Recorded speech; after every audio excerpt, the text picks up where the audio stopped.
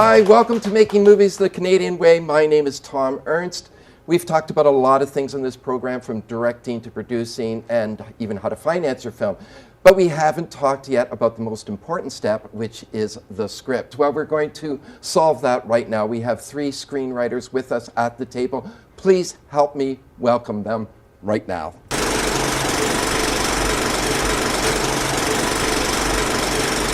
Sitting across from me is Stephanie Fabrizi, who is the writer of a film currently out now called Below Her Mouth. Thank you for coming, Stephanie. Thank you for having me. You just got back into town, didn't you, today? Yeah. From San Francisco or LA? Los Angeles, yeah. There you go, Los Angeles. And to Stephanie's left is Coons, a writer of, and I think you created Murdoch Mysteries, did you not? I wouldn't call it, it's complicated, Thom. But yes, I was there at the beginning, at the very beginning of the process, yeah. The Coons is the name, and thank you so much for joining us. Thank you. And to Cal's left is Ian Carpenter, a writer, Being Erica, also one of Cal's projects as well, a film called... No, I wasn't a Being Erica. Oh, you weren't? No, not me. Can you just say yes, and then Yes. I'll look good, or they'll make me start all over again? great, Okay, yeah. not Being Erica. Being Erica with you. And also a film called Sometimes the Good Kill, and that that kind of title fascinates me because I love a good murder mystery. Tell me it's a murder mystery. It is a murder mystery in a convent, yeah. In a convent. It gets better. Also, Regenesis and 11 Cameras, to your credit. Yes. Ian Carpenter, thank you for joining us.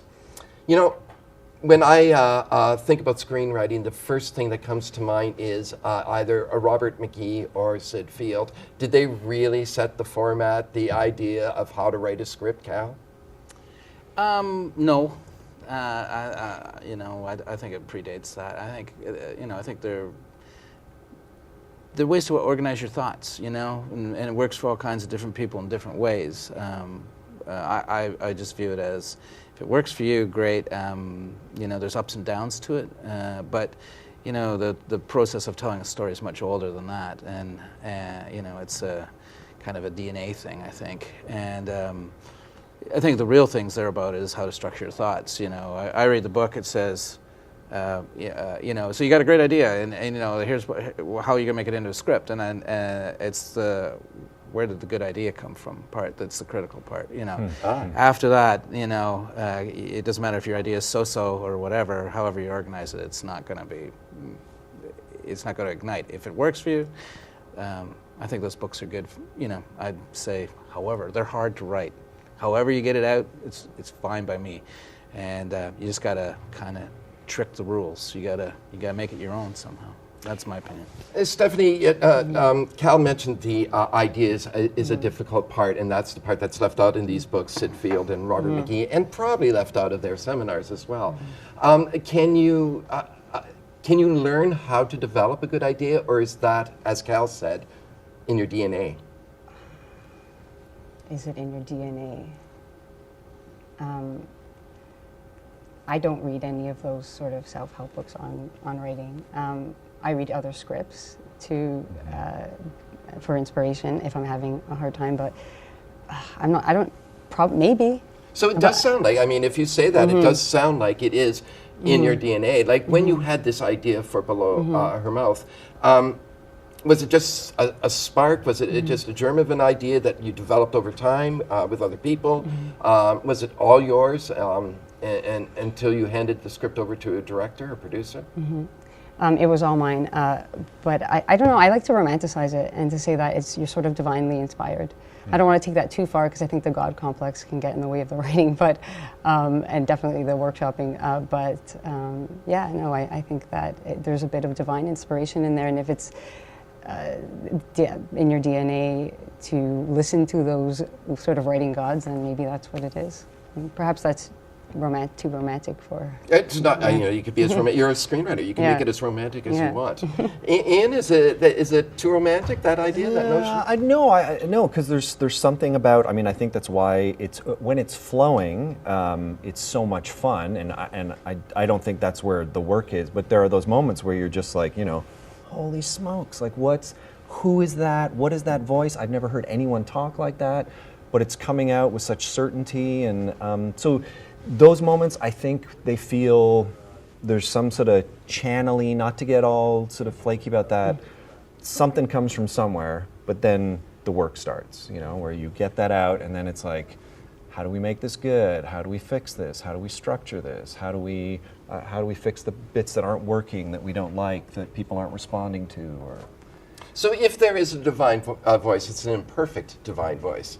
Because the first thing you said was, how do we make this good? yeah, I don't think there's, you know, yeah. I mean, I'm aware of shows that the first draft is called the brown draft because of, you know, Yes, got it. what it resembles, and it's just like, yeah, everyone's first draft is, you know, is terrible. Yeah, except William Faulkner, who claimed that he never rewrote anything, even in Hollywood. Oh no! Wow. What do you feel about it? I mean, I love the fact that you brought in sort of a divine, you didn't say intervention, sort of a divine inspiration. No, intervention is what you need later. Oh, that's good, yes. What do you feel about that idea, that notion? You know, I think it's just about listening to yourself. I guess is more what you spend that time in yourself. Like it's funny way you're de facto a producer, right? Like you're the first person to say, okay, I think this idea is worth being made, right? You know, and you start, you know, with your ideas. Now I got a drawer full of ideas that I didn't get finished or I worked on part of, but they were really just about what do I think I want to say, right? You know, and how I got to that point was just about kicking it around inside me, you know.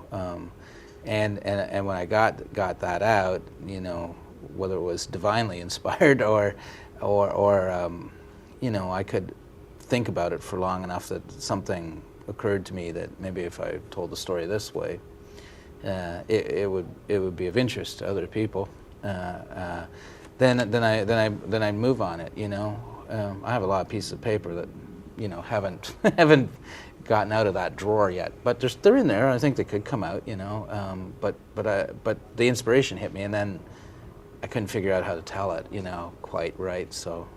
And that's where the structure comes in, but that's something you already know. You don't need to go to a McGee seminar, or you could maybe give one yourself at this point. Well, you know, I mean, frankly, like I mean, I didn't get into making TV shows through any organized path. You know, I stumbled into it, and so I'm self-taught.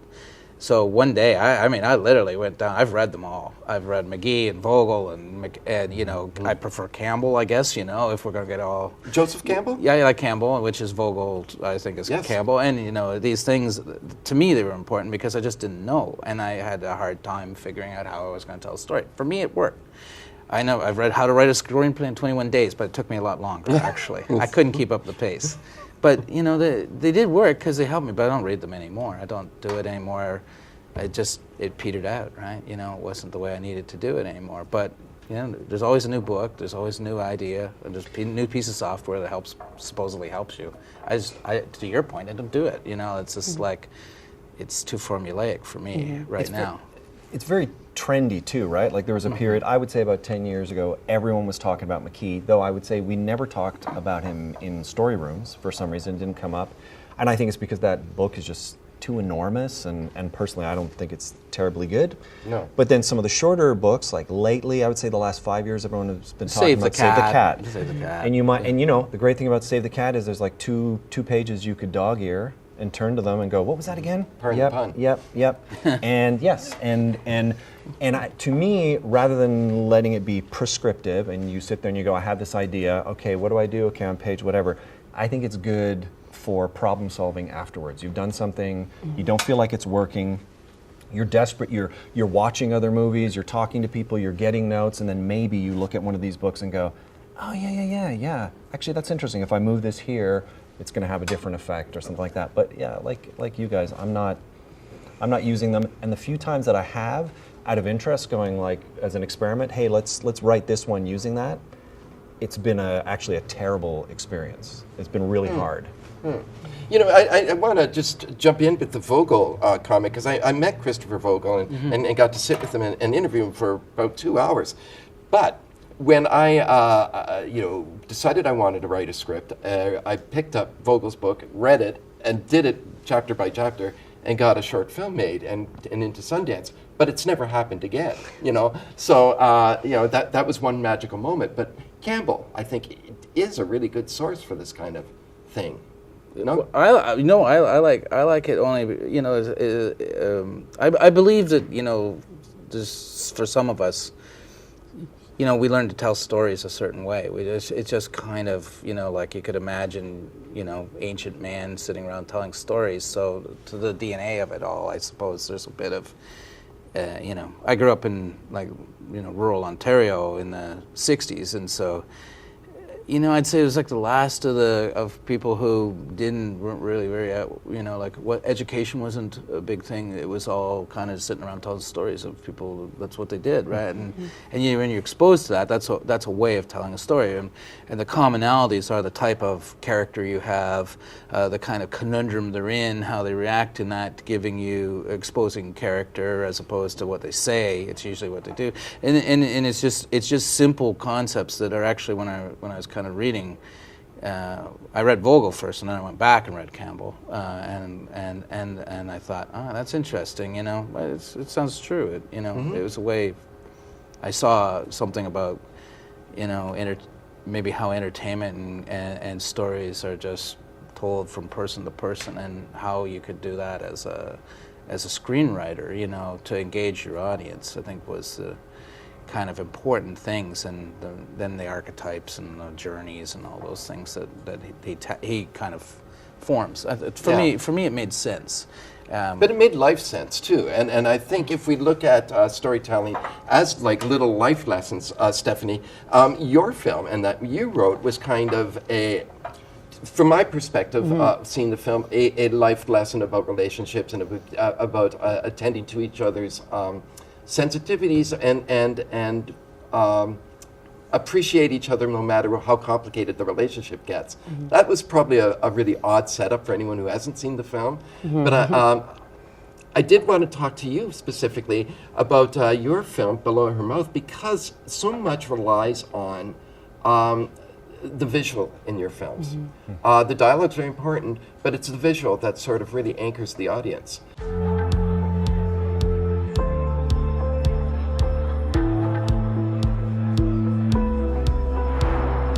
You come to girl parties often?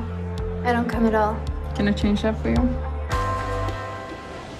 Do you get lost in the visual, or do you trust that the visual is just going to happen on set? I think that I think I do get lost in the visual. I think that I spend a lot of time sort of crafting that part of it, just because that's how the writing comes to me. It comes to me in sort of images.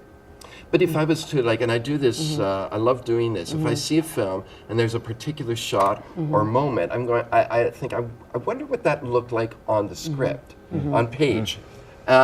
So, like, let's just take the bathtub shower scene.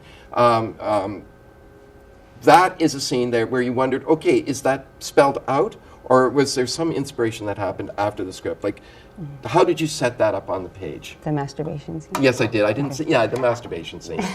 I thought the shower That's in a terrible the word, bathtub, masturbation. It's It's got to be it's the a good master. word, Is yeah. it? There's several shower baths. Yeah, that's what I was like. Which one? Yeah. No, I wrote That's that thematic. scene. Yeah, that scene was so.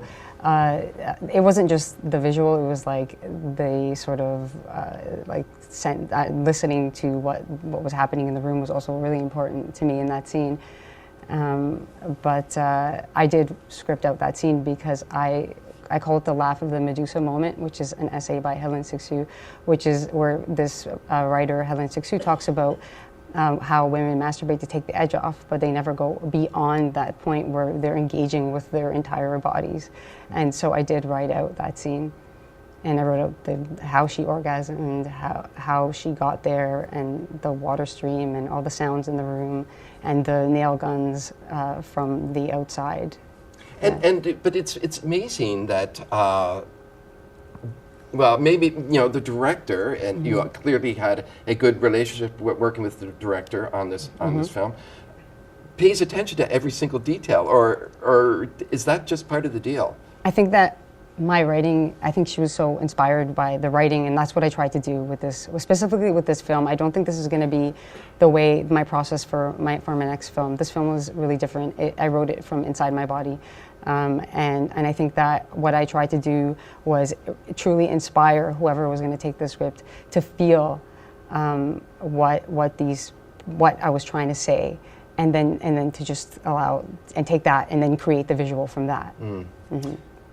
Ian, Stephanie talks in a way that it's very inspiring, and talks about the inspirations, etc. When you write, and it might be a bit different if you're writing a suspense film or a comedy, being Erica, or one of those things, one of those projects.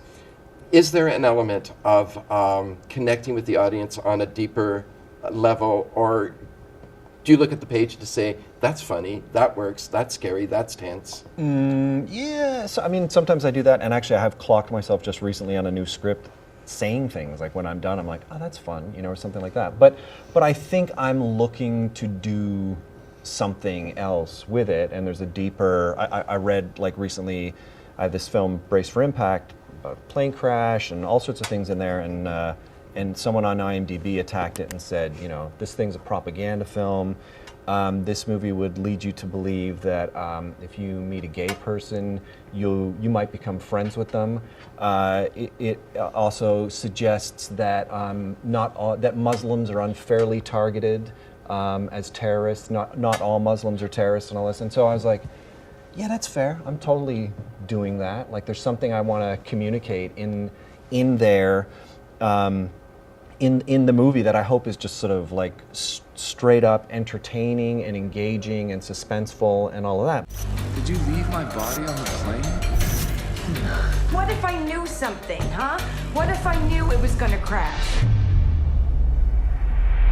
How did you know to get off the plane? I've got off just about every plane I've got on.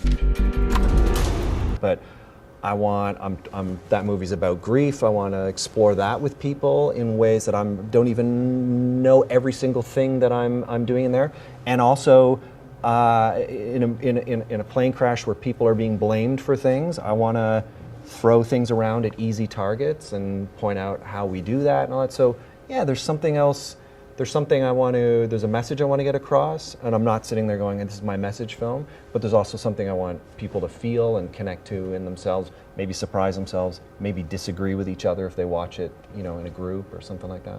What does get you to that point, though? Like, I mean, I'm glad you say message because, infamously, one of the studio heads, old Hollywood studio, it says, if you want to send a message, use...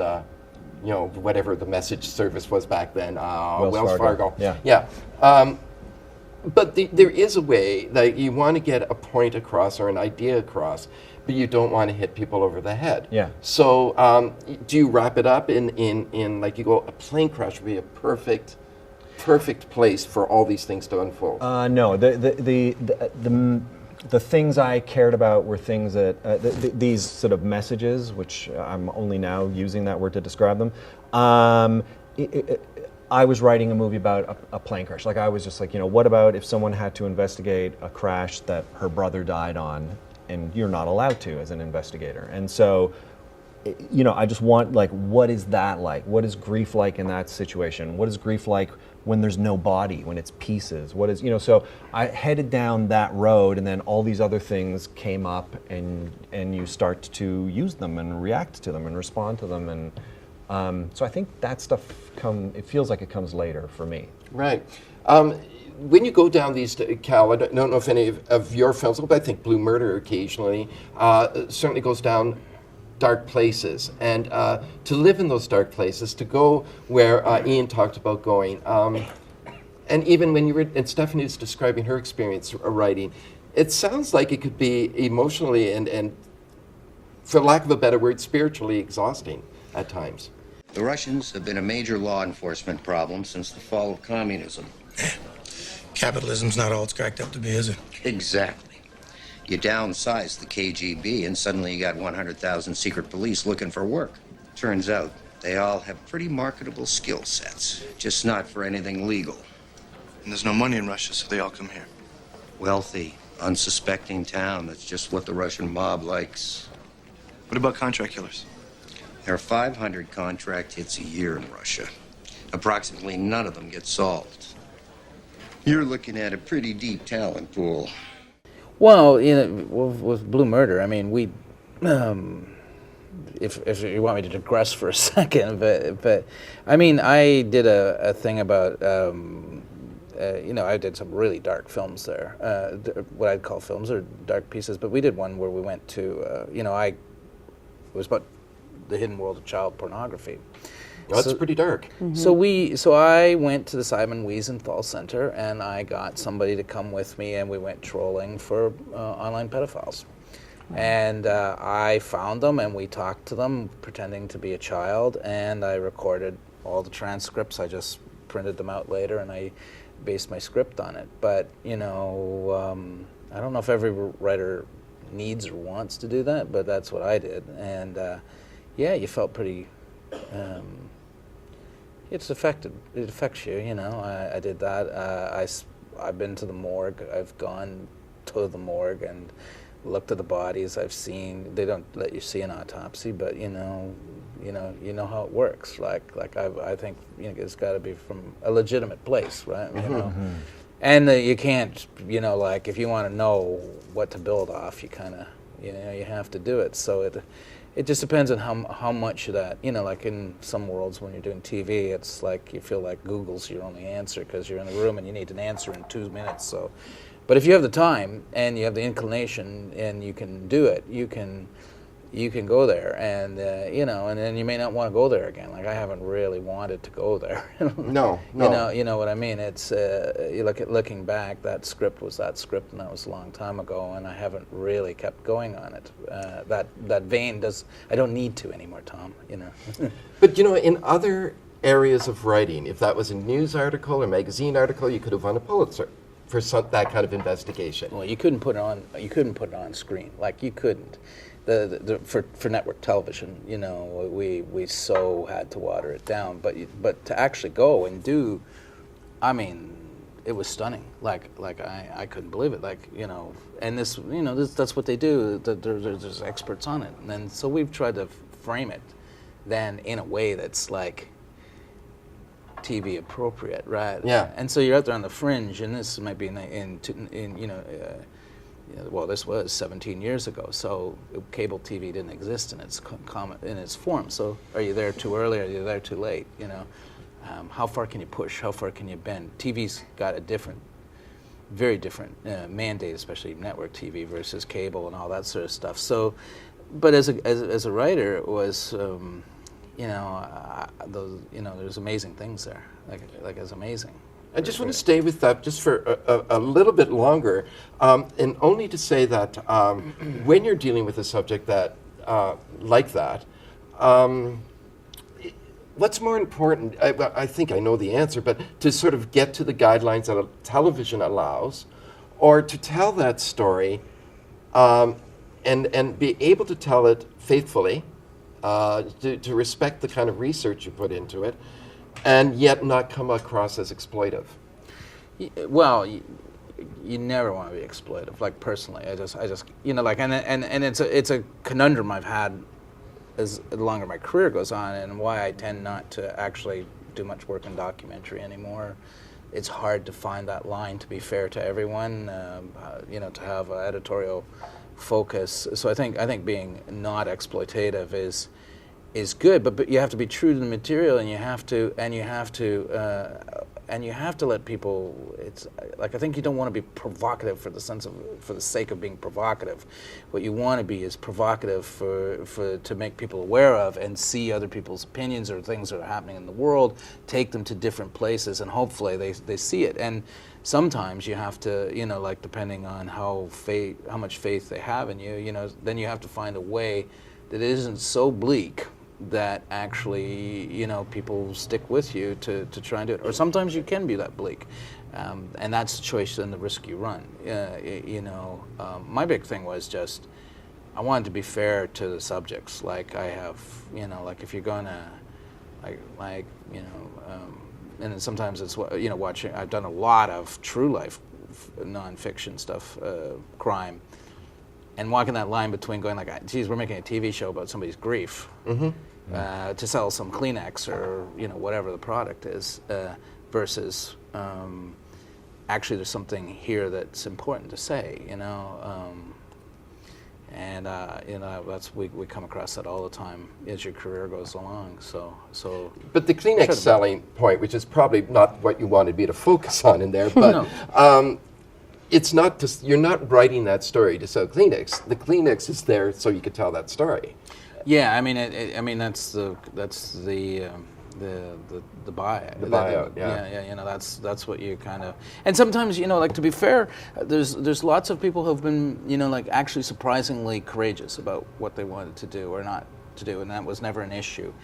But sometimes you get to the point where it's like you hit that wall, and then you got to make a decision. And is there a way? Then you ultimately, can I tell this somehow else, and allude to exactly what's going on? And sometimes that's interesting as well. How can we make this, find a visual, way to tell this that suggests the horror without having to do it, and then I can still tell my story, but I haven't nuked my story because just somebody refused to air it. Right. How do I get by, like, this sounds like Hollywood in the 40s, like, or under Hayes or something. How do we suggest this? And that's But that's sometimes it's good. Sometimes it makes you do interesting, strange choices, right? Yeah, that feels Hayes feels so present, really weirdly, in some of the shows I've worked on, where we're like, if it's a younger audience and it's there's a sex scene or something like that, it's like only one person can be in bed, and different things like that. And when I was on Being Erica, I mean there were a lot of gay characters in that this, some of the storylines we pursued down there, some of the networks would go, yeah, we're not showing this episode, and they would be, and of course they're angry, about that, and you're going to decide. But that's got to be to tell it. Yeah, you've got to be angry too if they turn it down. You've created this story and you've created these characters, and someone's telling you that they're not of value. Well, yeah. But it's their network. That's fine. I mean, and often, actually, on that show, the creator of that show, Janice Senior, was really good with the networks, the executives, who are good people and know their network and all that stuff. If they were really uncomfortable with certain things, she was really good at arguing the point of, that's why we should do this. That's good. Yeah. And everyone signed on to that. All of this leads me back to you, Stephanie, because there is a huge difference between exploitive and explicit. And I think maybe, like you mentioned, somebody was unhappy with your film that you met up with afterwards and probably used the word exploitive and instead of explicit. Whereas your film is explicit, but it's a kind of a celebration of forms, and your choice, to make a film that wouldn't get on traditional network television. I'm not now, but maybe next year or so. But your choice is to go that direction. Absolutely. Yeah. And why did you make that choice? I feel like that. I think that the fact that we had an all-woman crew and that this was a film that was made by all women was part of what encouraged me to want to write the sex scenes in the way that I did, to create a kind of, as you use the word celebration, but also safety around lesbian sex. That was it. I see the sex scenes as powerful and politically powerful. Rather than exploitative. So do you even see them more as politically powerful over being explicit then? For me, yes. Okay. Yes. We did a Q&A up in Sudbury after the film, and one of the audience members pointedly expressed how they appreciated those scenes pointedly, which I thought to myself, well, that's great, that's fun. But I wondered if you thought that was missing the point of choosing to have those scenes in the film. Absolutely not. No, I think that enjoyment was part of my plan, no, I appreciate that specific. I think this was a woman that you were talking Yeah, it about. was. That's Yeah, like- yeah, a woman. Doesn't matter, woman or man, that you enjoy, that you can enjoy it in the theater and have that cinematic experience of enjoying an orgasm. I think that's, wonderful. You know, you took the film to the States recently, LA and San Francisco. Maybe those are two good places in America to go to show a film like this. How was the reception there? Very warmly received across the U.S., I would say, yes. The film was, I think, San Francisco was a bit more conservative. No. Yes. I wouldn't have thought that. Yeah, it's a bit more conservative. I was shocked, actually. Wow. How does that reveal itself? How does the conservative sensibility reveal itself to you? In this specific Yeah, in screening? San Francisco, like how did that? Did people come up and tell you? Were there not as big of an audience? It was that. What did you pick this up from reviews or? No, I didn't have any of that thank you for making this film kind of feeling afterwards. I just feel like that there was this sort of extreme political correctness that I didn't, and I say extreme, that I didn't really understand. And it was my community, like the queer community that I was speaking to. And it's just that in San Francisco, like the queer community might be divisive anyways, but there it's just they were hypercritical and hyper divisive. So yeah. Well, yeah, I get that. That would be disappointing because the film is not made for a particular group, and the film is not appreciated by just a particular group. It's a universal film. They were sort of offended by how unapologetic I think the lead character was, Dallas, the lead character who's gay. They didn't like that she visited a strip joint. Okay, Yeah. and what about okay? If you're gay, you have to be perfect. Yeah. Kind of thing, right? And that's if I'm going to represent queer characters, and they can't be flawed. They have to be perfect. Which I disagree with. Well, yes, Yeah. I think that was part. Yeah, I think we all can agree that the perfect character is an imperfect character. Yes, exactly. You know, a point that's sort of been coming up is taking a script, writing it, and taking it across the border. I mean, is there a specific? I've always thought Canada, when as a young man watching films and television in Canada, that there was more leniency to what you can do in a Canadian film, a Canadian script. Once it got to American networks, movies were edited. I would never watch a movie on an American channel. I would only watch it on a Canadian channel. So is there more freedom to express yourself and the way you want to express yourself? With certain topics, for sure. Like I've worked on a few shows, I'm speaking about TV, but a few shows where we've had American writers and people were pitching storylines. The easiest example would be about abortion. And we'd start talking about that, and the American writers are laughing, and they assumed we were joking. And we're like, oh, no, we're going to do that, So there's that, yeah, That's very telling, though, yeah. Yeah. Why bring up American writers? Is there not enough Canadian writers? I don't know what, the show that I'm thinking of, it was called The Best Years, and that year, Desperate Housewives was on TV, was all the rage, and every single show had to have a mystery sort of shoved into it. And they brought up one of the writers from Desperate Housewives, and and it was a very strange experience, I think, for everyone going, okay, well, let's put this in here because that's what everyone wants right now, they thought. I think that's why those guys came. Interesting, yeah. Cal, because I don't know if you guys been writing about the same amount of time.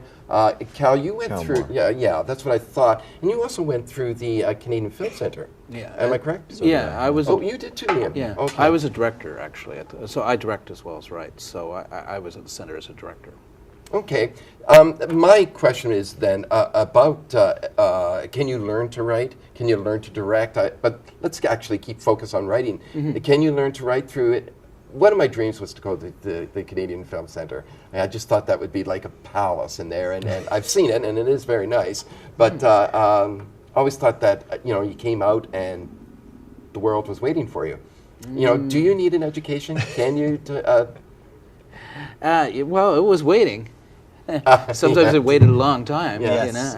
No, I mean, I think it depends on where you're at. Like and what your objectives are. I mean, I tumbled into 2 mistakes, right? I went to films. I didn't mean to go to film school. I ended up, it was a part of another course, and I ended up liking it, and I ended up there. So I didn't go to do it. And then, I went to the film center. Looking back on it, it was about changing my career. I was doing a lot of sort of work that I was unhappy with. And you got sort of creatively unhappy? Yeah, I worked a lot in corporate filmmaking. That's how I sort of paid. I mean, because the '80s was such a bleak time in a funny way for television, and like just the number of shows weren't here, and so I made my bread and butter off of being an independent producer, and I did everything, but what I ended up doing was a lot of sponsored stuff, and to try and stop that, to go to drama, I made a commitment, and the film center was great in helping me do that, and it exposed me to lots of things, and lots of people that were exceptional that made me, reevaluate how I did things and look at things and how they were doing things, and just made me a better filmmaker. And I often describe myself as a filmmaker rather than writer or director or producer, because I wear all those hats, but and I don't make any films, I make television. But the thing is, it was right for me at that time. I know guys who have no background in formal film who are brilliant, right? And it works for them somehow. And then I know other people who are like super educated in film, encyclopedic, and it works for them too. And so I think it's just what's right. Again, it's self-analysis. It's like looking at it and really being honest with yourself about where you're at and what you want to do and how you want to do it, and being able to say, okay, this makes sense to me and I should do this. So that's and again, it's like if it's like every time you do another script, it's the story of the guy who has the blank sheet, right? And then he puts the screenplay he just wrote up on the wall. Go like, oh yeah, I did that, because it's that hard to start over again, right? You got to do it again. So whatever works. It's a miracle, when it works out. So I think, school, books, whatever, if that's what works for you, good, What works for you, Stephanie? I read scripts that I love. Like a script that I sort of have become obsessed with recently is The Lobster. I just love the voice. Forgive me, I cannot pronounce his beautiful name. I wouldn't attempt it either. Yes. But what a voice! It's just so different than any of the other. And that film has such different stages. The acts 1 and 2. The 3-act stage. Do we have to adhere to that 3-act arch, or is that flexible? It's for sure. It's flexible. Yeah. Okay. Yeah. I think it's changing. I mean, frankly, I think video games have had a huge effect on three-act structure, because I don't think you need the first half of the first act anymore. I think a lot of times that gets yanked off, if we're talking traditional 3-act structure. I just think it starts with, boom, hero wakes up, oh, there's been a nuclear explosion, and you're off to the races. And there's generations learning to tell stories that way, whereas, if you read Sid Field, you go like, this is the person's world, and we enter into the world, and this happens. And I just think that's not happening anymore. People just go like, you learn all that stuff, and you learn about the characters in whatever appropriate way you want, but the structure is already moved. You don't need to adhere to it. And then The Lobster, it's like, and it works. It's fantastic. Like that movie is great. I love watching it. It's like, but is a scene a 3-act structure? Does it have a beginning, a middle, and an end? Like how, on what level do you want to analyze that? Is, I think, also in play. Before we're going to have to wrap up very soon. So before we do, I want you to think about a Canadian film that you really like. So I'm actually giving you a minute or two to think it, but because while you're thinking of it, I present this question as well. It may seem a simplified question, but if you are interested in screenwriting, is it can it happen at any age? I say hopefully.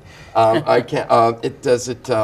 Is it best to be young? I mean, what about experience? What about your knowledge of past films? All those things. And maybe I'll just go around and start with you, Ian. If the age-old question, advice to someone who wants to get in the business. Well, let me talk about age for 2 seconds, because I mean, you have, what was it, His Majesty's Voice? How old was that? I think 80, that guy I was think, 80 something. First script? I don't think it was his first, Okay. but I think he'd been silent for a long time, I believe. And then you look at someone like Xavier Dolan, who, if we're talking about favorite Canadian movies, I would say most of his for me, Mother especially.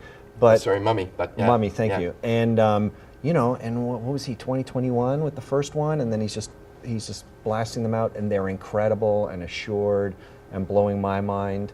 And what was the question? Can we? Oh yeah, anybody? Well, if there's an Xavier Dolan out there, and there are very few of them, who just says, I want to write a script.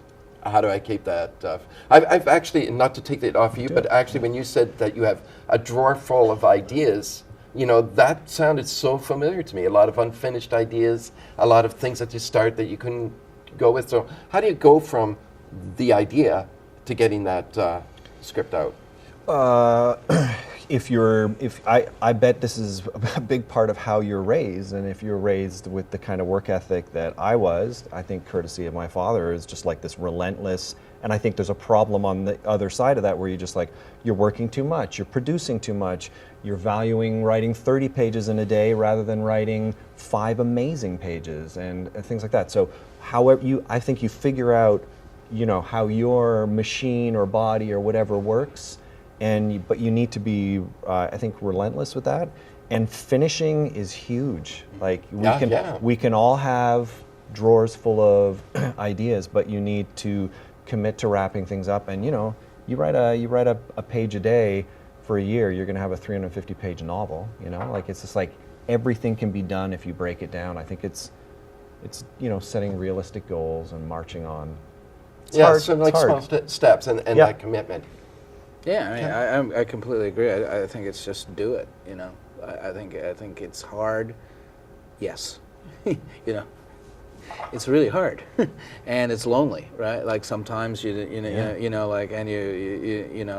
self-doubt creeps in because I do have a drawer of things I didn't get done. I also have a drawer of things I did get done. I have, but I just work as hard as I can do it, and then I ask for help. I ask. Who do you ask? Well, friends, other screenwriters, people I respect, and I say, how you like that, and is it good enough, and what do you think, and then I'll revise. So and then I'm not too proud to go like, this needs to. I need to do a lot of work on this. Right. So but if you don't do it, you're never going to get it done. So it's just you just got to write. Stephanie? I know. I think that no one's going to pass on a good script. So if you focus on writing a good script and not focus on making it, what the hell that means, because that means nothing, and just get it down and don't hide what's unique about you and what's edgy about you, and just put it in there. And I promise you that someone's going to want to make that movie, because there's a lack of good scripts. That's kind of like every producer. Can you be assured that the person that's reading your script or going to finance your film or allow you to make the film can recognize talent and skill in a good script when it comes across their desk? No, you can't be certain of that. Yeah. Absolutely not. No. Well, find a home for it, and find someone who believes in it, and people who identify with what you're talking about.